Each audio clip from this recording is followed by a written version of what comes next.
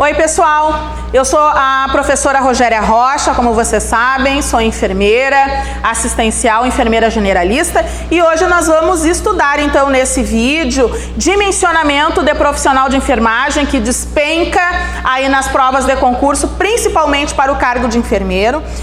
Vamos estudar a respeito de classificação de risco nos serviços de urgência e emergência, também que despenca nas provas de concurso, e vamos estudar legislação de enfermagem, a lei do exercício profissional e o seu decreto que regulamenta esta lei, que também é cobrado, muito cobrado nas provas de concurso. Bons estudos!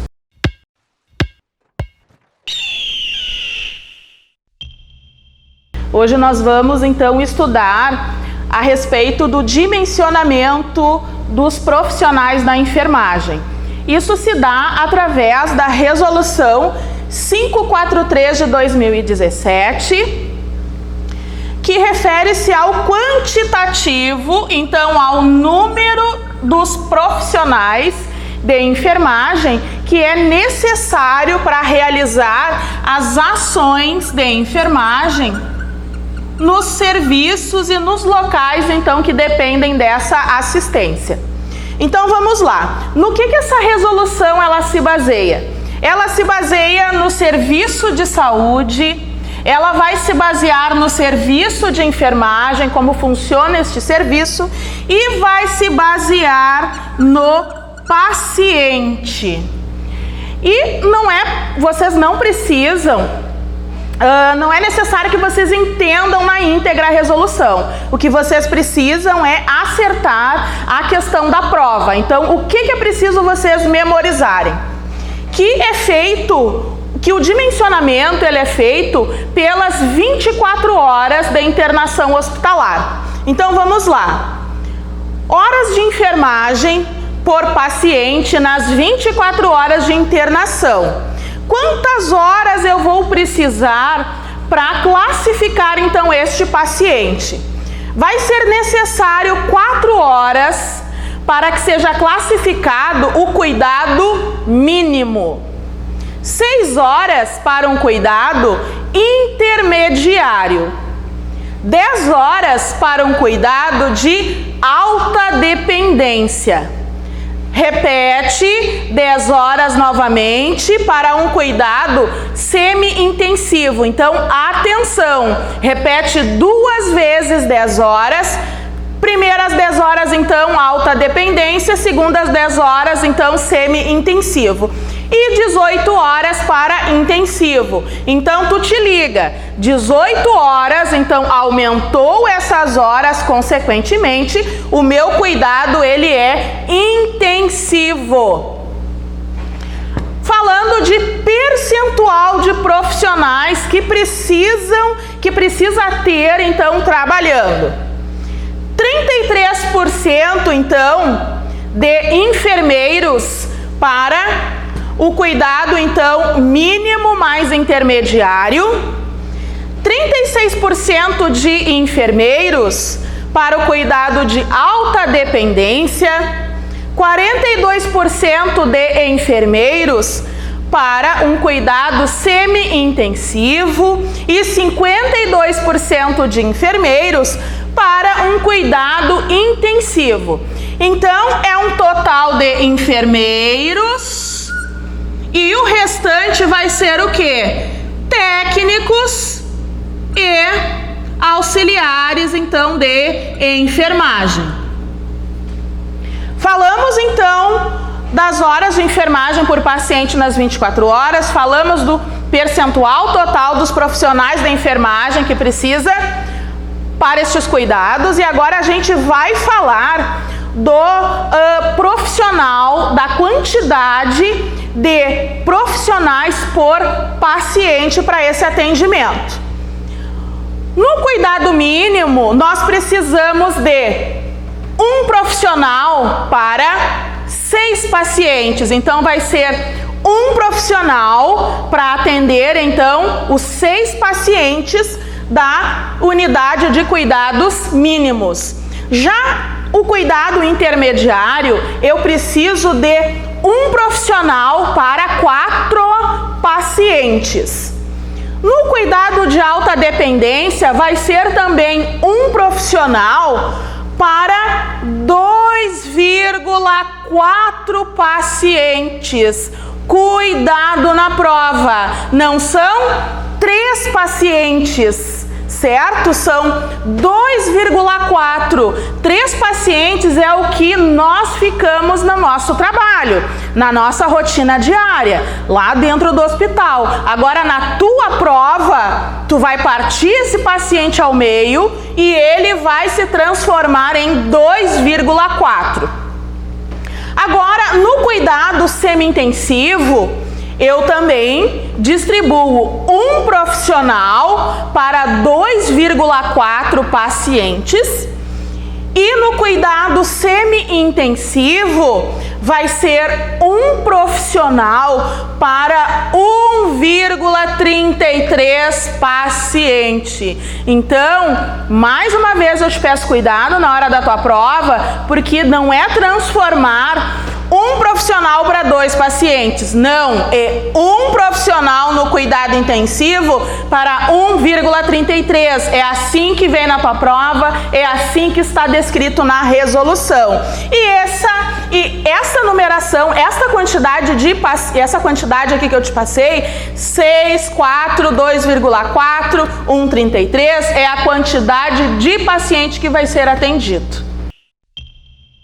Seguindo então o dimensionamento, pessoal, a gente tem mais alguns detalhes que podem vir cobrado então na tua prova, como por exemplo, alojamento conjunto e o binômio mãe-filho, berçário e pediatria, crianças menores de 6 anos e recém-nascidos, eles devem ser classificados no mínimo como cuidado intermediário. Então, essa característica aqui, alojamento conjunto, binômio mãe-filho, berçário, pediatria, crianças menores de 6 anos e recém-nascidos, no mínimo cuidado intermediário. Agora a gente vai falar um pouco do quantitativo novamente.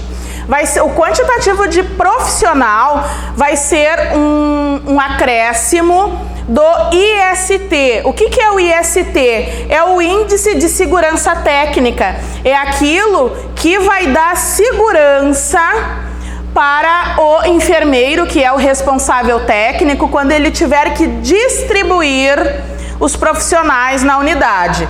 Então, vai se acrescentar ao Índice de Segurança Técnica 8,3% para férias, porque dentro do hospital temos que tirar férias, né, obviamente, e 6,7% para as ausências não previstas. Quais seriam aquelas ausências não previstas? Talvez um atestado médico, talvez uma participação em algum evento, em alguma coisa que não está se contando naquele momento. Então, a necessidade de ter então estes valores. Tu vai precisar então memorizar que 8,3% é para férias e 6,7% que é a quantidade menor para ausências não previstas. 5%, o responsável técnico, ele tem que reservar 5% do quadro geral da enfermagem para cobertura e rotatividade de pessoal, porque existem remanejo, existem profissionais que vão fazer coberturas em determinadas unidades, e 5% para participação de programa de educação continuada. Ok? Então, este 5%, então, para estas duas situações, rotatividade de pessoal e programa de educação continuada. Ao Índice de Segurança Técnica se acrescenta, então, mais 10%. Para que estes 10%? Porque 50% vai ser, então, para as pessoas com mais de 50 anos de idade Então, se acrescenta o índice de segurança técnica para ter aquela reserva, tu acrescenta mais 10% quando 50% então do quadro for para profissionais com idade então superior a 50 anos e 20% ou mais então para aqueles profissionais que possuem limitação, que possuem restrição para o exercício de suas atividades. Como é que tu vai te lembrar disso aqui? Tu tem que gravar 50% e 20%. O IST, tu acrescenta mais 10% para essas duas situações. Então, tu grava ali, ó, 5 dos 50% e 5 dos 50 anos e tu mata uma questão se cair esta a respeito deste quantitativo. Outra coisa que vocês vão ouvir falar na prova é o sistema de classificação de pacientes, SCP. Então, se refere Sistema de Classificação de Pacientes, que é o que vai classificar, então, os cuidados que o paciente precisa, se ele for dependente, se ele for um paciente estável e assim por diante. Então, a gente vai falar sobre a classificação de risco nos serviços de urgência e emergência. Então, lá por meados de 2000, foi instituído pelo Ministério da Saúde que se utilizasse classificação de risco com o acolhimento. Então, o que é a classificação de risco? A classificação de risco ela é uma ferramenta dinâmica que vai avaliar então as queixas do paciente, os sintomas e vai determinar então por cores a prioridade de atendimento dele. Então, não se faz mais, não é feito mais aquela triagem por ordem de chegada. Então, para isso que serve a classificação de risco. Por determinação de alguns países, se utilizavam alguns modelos de classificação de risco. Então, se tem o modelo australiano, que ele é determinado pelo tempo de espera de acordo com a gravidade do paciente. Temos o modelo canadense, que o mecanismo então de entrada é pela situação já pré-definida. Temos o Manchester, que ele é simbolizado então por cores e se dá também através do tempo de espera. Isso vai ser definido, cores e o tempo de espera, através da queixa ou a situação do paciente, que é o que é mais utilizado aqui em nosso meio. Temos o modelo australiano, que é focado nas necessidades de recursos do paciente, e temos o Andorra, que ele é determinado por sintomas discriminadores e os algoritmos. Então, nós temos, o que mais se utiliza, então, é a triagem de Manchester ou o protocolo de Manchester, como nós conhecemos aqui. Aí eu vou mostrar para vocês agora a classificação de risco do Ministério da Saúde e a classificação de risco através do protocolo ou triagem de Manchester. Então, na classificação de risco do Ministério da Saúde, nós temos então as cores vermelha, amarela, verde e azul. Atenção, classificação de risco se aprova vier descrita como classificação de risco do Ministério da Saúde, não há determinação do tempo e não tem a cor laranja. Então, atenção, vermelho, amarelo, verde e azul. Se a classificação de risco do paciente for vermelho, o atendimento deve ser imediato. Se a classificação de risco do paciente for amarela, o atendimento deve ser o mais rápido possível. Se a classificação de risco for verde, essa situação, esse atendimento não é urgente. E se a classificação de risco dele for azul, é um atendimento atendimento de baixa complexidade provavelmente vai se encaminhar então aí para a unidade básica, atenção básica. Já o protocolo de Manchester, diferença, ele tem a cor laranja comparada com a classificação de risco do Ministério da Saúde e ele é determinado por tempo, o que não tem na classificação de risco do Ministério da Saúde. Então vamos falar do protocolo de Manchester ou triagem de Manchester. Atendimento vermelho, então, é um atendimento imediato, na hora. Atendimento laranja é muito urgente, tem que ser atendido em até 10 minutos. Atendimento amarelo é um atendimento urgente que deve ser realizado em até 60 minutos. E o atendimento verde, ele é pouco urgente e deve ser atendido em até 120 minutos. E o atendimento, a classificação azul, a gente já sabe que não é uma situação urgente e o atendimento, então, pode se dar em até 140 minutos, ok? Então, pessoal, a gente vai falar um pouco, vou dar assim uma passada na legislação de enfermagem. Então, a legislação de enfermagem, nós temos a lei 7.498 de 86 e temos o decreto 94.406 de 87, que você sabe que é a lei que regulamenta o exercício profissional da enfermagem. Então é uma lei que a gente estuda praticamente para todos os concursos, então a gente só vai relembrar alguns pontos principais aí para a questão de prova. Então a enfermagem, ela pode ser exercida em todo o território nacional, onde tem a jurisdição. Então, se tu for exercer a tua profissão em Santa Catarina, tu precisa fazer, então, o teu Corém de Santa Catarina, para poder trabalhar lá nesta cidade. Mas ela é exercida, então, é uma profissão reconhecida em todo o território nacional, ou seja, em todo o Brasil.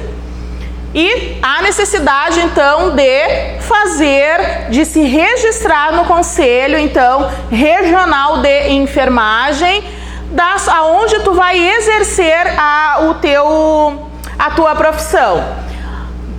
Quem compõe a enfermagem? O enfermeiro, o técnico de enfermagem, o auxiliar de enfermagem e a parteira. Em algumas localidades ainda existe a parteira, principalmente naqueles locais de difícil acesso.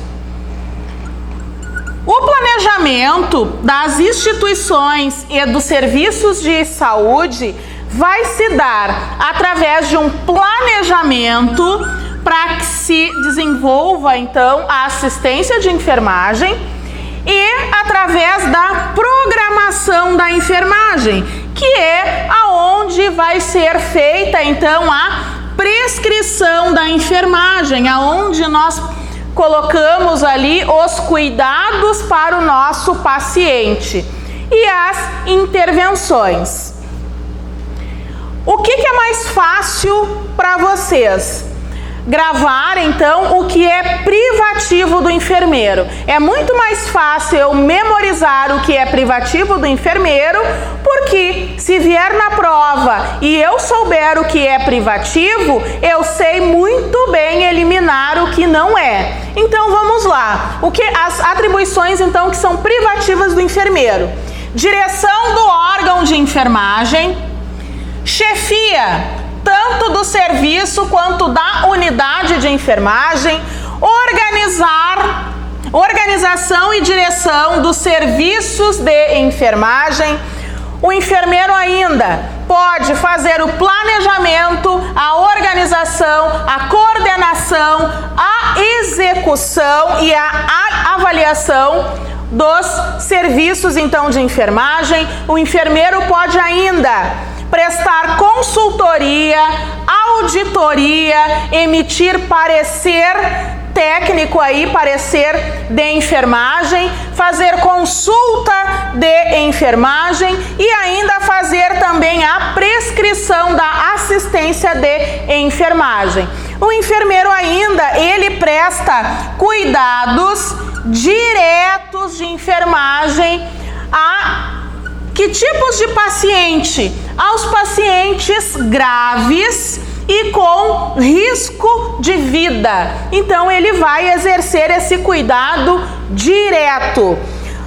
O enfermeiro presta ainda cuidados de enfermagem de maior complexidade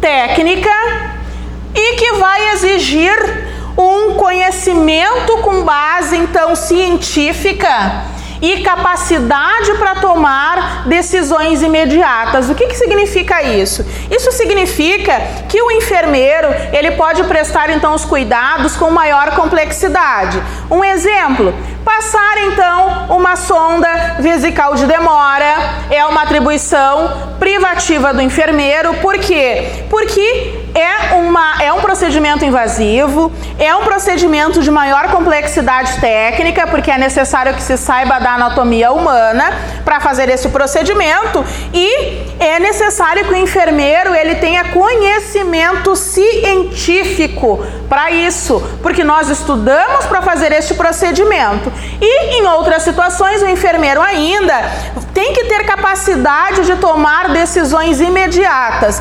Um exemplo, entra um paciente grave, tu é um enfermeiro, por exemplo, de uma unidade intermediária. Um paciente, ele disfunciona de uma hora para outra. Tu sabe que se tu vai chamar o médico, tu tem que chamar o médico para avaliar, mas tu também sabe que o médico já vai pedir o quê? Para passar uma sonda vesical de demora, para fazer coleta de gasometria, para botar um oxigênio, para passar uma sonda nasoentérica. Então, tu precisa ter capacidade de tomar decisões imediatas. Se tu conhece, como a gente trabalha já com uma determinada equipe, é sempre o mesmo médico que vai prestar o atendimento dependendo daquele horário, e tu já sabe o perfil daquele médico, consequentemente, tu já consegue, então, antecipar algumas ações em prol, tá, deste paciente grave que está precisando de atendimento. Certo? Então, aí umas dicas aí rápidas para a prova de vocês.